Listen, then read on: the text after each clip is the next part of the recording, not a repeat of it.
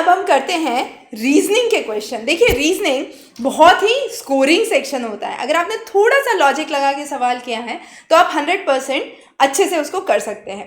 पहले दूसरा स्टेटमेंट लेते हैं, बहुत ही सरल है, क्योंकि मान लीजिए कि कोई चीज़ का खरीद भाव 40 रुपये है, उसमें मैं 40% प्रॉफिट बना रही हूँ। तो 40 का 40% कितना होता है? 16। अब 40 के ऊपर अगर मैं 16 को जोड़ती हूँ तो कितना आता है? 56। इसका मतलब मैं उसको कितने में बेच रही हूँ? 56 में। तो दूसरा स्टेटमेंट, दूसरा कथन आपका यहाँ पर सत्य होता है। पहला कथन, अगर एक पेड़ हर वर्ष 5% से वृद्धि कर रहा है, मतलब पहले साल में अगर वो 2 फीट है और 3 साल बाद वो कितना होगा? तो 2 × 105/100 × 105/100 × 105/100, ये कुल मिला के कितना हो गया? 2.315, और इसमें से 2 घटा दिया तो 0.315 आपका यहाँ पर सही उत्तर बैठता है। तो पहला कथन भी यहाँ पे आपका सही हो गया। तो इसका मतलब दोनों ही कथन आपके इस प्रश्न में जो पूछे गए हैं वो सत्य है।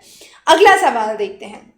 देखिए, एक बैक्टीरिया का हमने सैंपल से शुरू किया है। शुरुआत में 100 बैक्टीरिया है, हर घंटे वो दुगने हो रहे हैं, ठीक है। तो पहले घंटे में कितने हो गए? 200। दूसरे घंटे में कितने हो गए? 400। पर हर 2 घंटे बाद 50 बैक्टीरिया निकाल दिए, तो 400 में से 50 निकाल दिया तो 350। तो तीसरे घंटे में कितने हो गए? 700। चौथे घंटे में कितने हो गए? 1400। अब 1400 में से वापस 50 निकाल दिया तो कितना हो गया? 1350।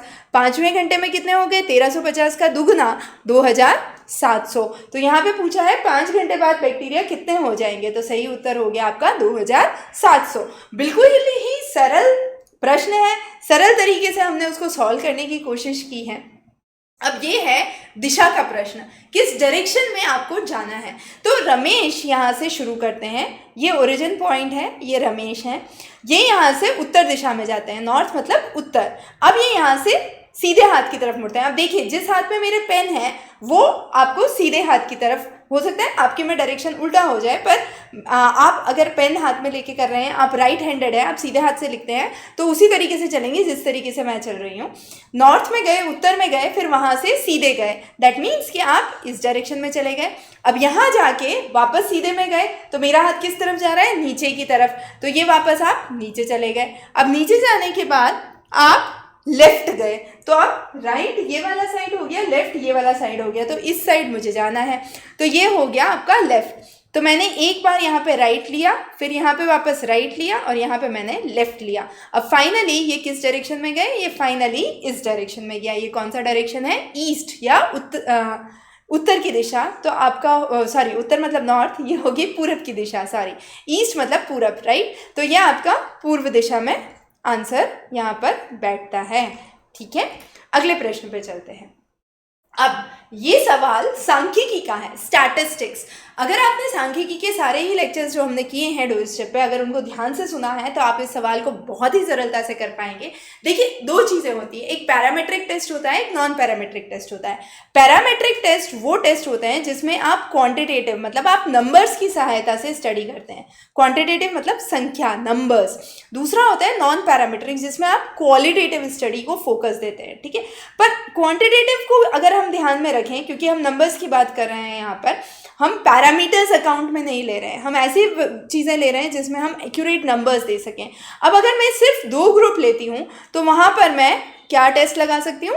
T test. पर अगर जैसे ही मैंने 3 ग्रुप ले लिया तो मुझे क्या लगाना पड़ेगा? अनोवा। अगर वो 3 ग्रुप एक फैक्टर के साथ लिया है तो 1 वे अनोवा, अगर वो 3 ग्रुप मैंने 2 फैक्टर्स के साथ ले लिए हैं तो 2 वे अनोवा। तो अनोवा का मतलब होता है एनालिसिस ऑफ वेरिएंस। तो ये आपका यहाँ पर सही उत्तर होता है।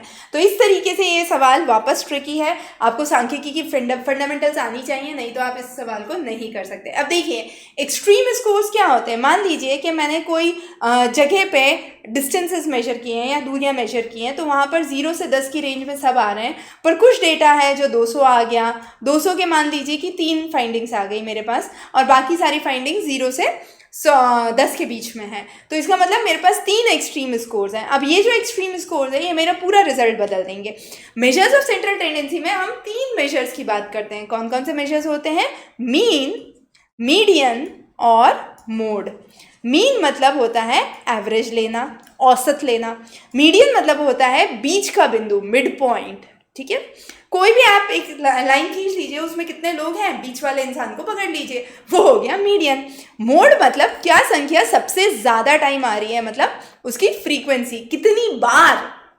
तो जो चीज़ सबसे ज़्यादा बार आ रही है उसको आप मोड की तरह लेते हैं। तो अगर आपके कोई भी एक्सट्रीम स्कोर्स हैं, एक्सट्रीम स्कोर्स मतलब जो नॉर्मल स्कोर रेंज से दूर है, जैसे अगर 0 से 10 में है और एक 200 है, तो 200 से दूर वाला अगर कोई स्कोर है या 200 कोई स्कोर है, तो वो आपके मोड को तो प्रभावित डेफिनेटली करेगा, वो आपके मीन को भी प्रभावित करेगा, पर वो आपके मीडियन को प्रभावित नहीं करेगा।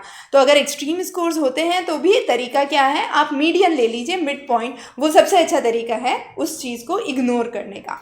दूसरा है सबसे अच्छा मेजर ऑफ डिस्पर्जन, हम मीन डेविएशन नहीं स्टैंडर्ड डेविएशन को मानते हैं। तो यहाँ पे आपका हो जाएगा स्टैंडर्ड डेविएशन। तो यहाँ पर दोनों ही कथन आपके गलत सिद्ध होते हैं। तो ये आपके कुछ तरीके के सवाल थे जो रीजनिंग, मैथमेटिकल एप्टीट्यूड, स्टैटिस्टिक्स, सांख्यिकी से जुड़े हुए थे। बट डेफिनेटली जैसा कि हमने कहा, आपको चीज़ों की डेप्थ अच्छे से आनी चाहिए, रिसर्च सांख्यिकी पे बहुत अच्छा कमांड होना चाहिए। ये सेक्शन बहुत ही स्कोरिंग है, आप डेफिनेटली अच्छा परफॉर्म कर सकते हैं अगर आप सही तरीके से इसको पढ़ें तो।